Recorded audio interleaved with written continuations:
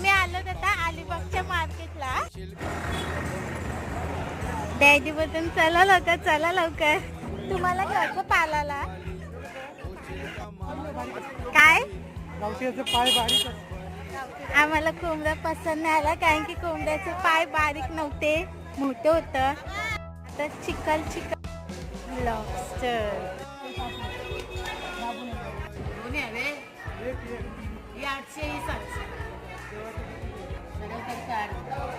हे कशा पाहिजे?